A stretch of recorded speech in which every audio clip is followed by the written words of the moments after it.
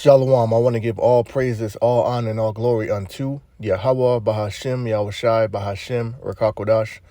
I want to give double honors unto my apostles and elders of Great Millstone, and I want to say peace, mercy, and blessings to the hopeful elect. The true name of the Heavenly Father is Yahweh, which means He exists or He is to be. The true name of the Son is Yahushai, which means He is the deliverer. And we are the Hebrew Israelites. There's 12 tribes of the nation of Israel. There's 12 tribes that make up the Hebrews. Okay, today we're being called by bywords and proverbs such as Black, Latin, Hispanic, Native American, Seminole Indian. Okay, but the people that make up the, the natives of the indigenous land, North, Central, South America, the islands, what I'm saying, they are the Israelites. So-called white man is not white, he's red. They're the Idumeans, they're the devil according to the Bible. Right, and our brother has shared this article in the chat. And I believe the website is healthyholisticliving.com, okay? It says Doomsday Clock is closest it's ever been to Armageddon in 2024 update. And the Hebrew word there for Armageddon is Hamagadwan, which means mountain of troops, okay? Because over there in the Valley of Jehoshaphat or Yehoshaphat is where Armageddon will take place, the mountain of troops, which will be a mountain of slain troops, because the slain of Yahweh Shem Yahushai shall be many. Okay? So, yeah.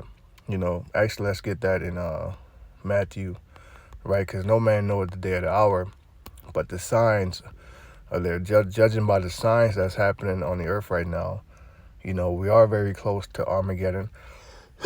We are very close to World War III. We are very close to the return of Yahushai, right?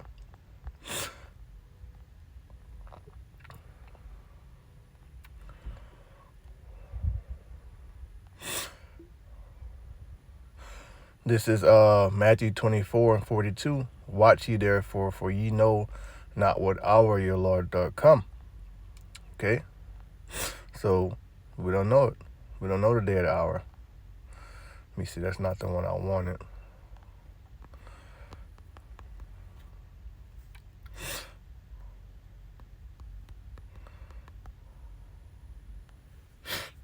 Okay, this is Mark, all right. Mark 13:32-37. But of that day and that hour, nor no man, right? So here they have a doomsday clock, right? So you might think, if you don't know any better, you might think, well, once it gets to 12, then the Lord's coming back. Well, the real doomsday clock, what we use to measure the time is the prophecies. Okay?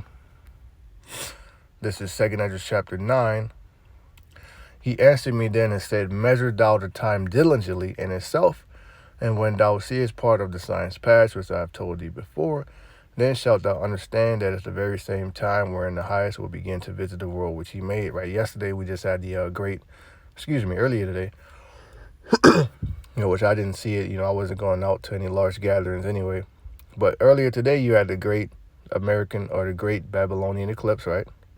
So guess what? Acts 2, Peter's sermon, which he's quoting Joel, the 2nd chapter, but the sun shall be turned into darkness before the great and notable day of Yahweh Shem Yahushai come. So we use signs like that to measure the time. Earthquakes, wars, rumors of wars, persecution, things of that nature, man.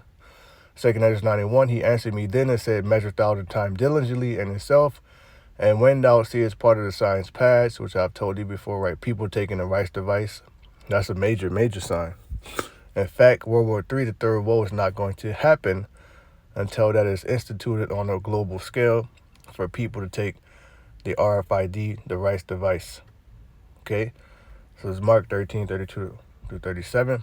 But of that day and that hour, nor no man, no, not the angels which are in heaven, neither the Son, but the Father. Take ye heed, watch and pray, for ye know not when the time is. Okay, so only the Father Yahweh knows when the time is, But of course, this is, spiritual, because when you look at it spiritually, we are measuring the time diligently. And it looks from the signs that, Matthew 24, Luke 21, the second coming of Yahushua is very close, right? It says the doomsday clock, a chilling symbol of humanity's proximity to self-destruction, right? Because that's what the Most High is going to do. Most High gave Esau his blessing, which is the sword, and he perfected his sword with what? Nuclear missiles, ICBM missiles. Okay, and with this great American eclipse that happened earlier, it puts an X right over Babylon the Great, which is America. X marks the spot for what? Nuclear destruction. Okay, stands at its most perilous position ever, established in 1947 by atomic scientists, including the iconic Albert Einstein. The clock serves as a stark reminder of the existential threats we face. The transformation of the doomsday clock from its origins as a warning, uh, um, from its origin as a warning against nuclear war to its current role as a symbol of broader existential threats, reflects humanity's evolving understanding of global risk and the urgent need for collective action to safeguard our future. The doomsday clock, a symbolic representation of the world's proximity to global catastrophe, was first conceived in 1947 by atomic scientists, including renowned physicist Albert Einstein. Initially, the clock served as a stark warning against the looming threat of nuclear war, a concern that dominated global consciousness in the aftermath of World War II. Over the years, the scope of the doomsday clock has evolved to encompass a broader range of potential global catastrophes, not limited solely to nuclear conflict. Today, the clock serves as a reminder of the numerous existential threats posed by human activity, including but not limited to nuclear proliferation, climate change, and technological risk such as artificial intelligence or AI. You know,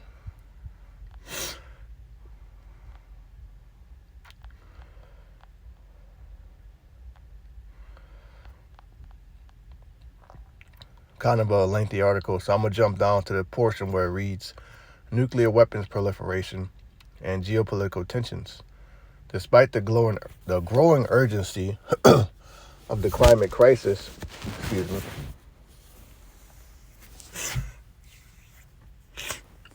the specter of nuclear weapons proliferation and geopolitical tensions persist, casting a shadow of uncertainty over the international landscape.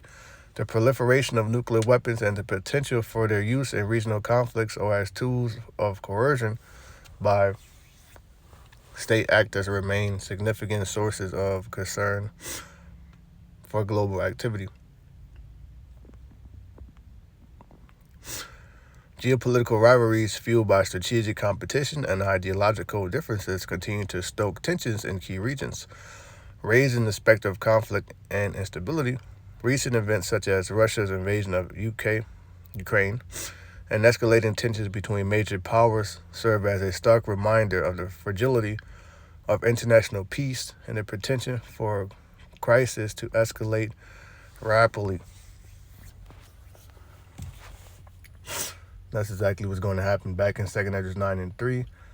Therefore, when there shall be seen earthquakes and uproars of the people in the world, you had that 4.8 that hit New York. You had the Great American Eclipse on 4.8. Okay, you have uproars of the people due to the economic state, political state. You have uproars of the people due to what's happening here in America, and not just America, all over the world. There's uproars of the people, right? Then shalt thou well understand that the Most High spake of those things from the days that were before thee, even from the beginning, right? These prophecies were written thousands of years ago. Now we're in the days where they're being fulfilled, they're coming to pass. Okay?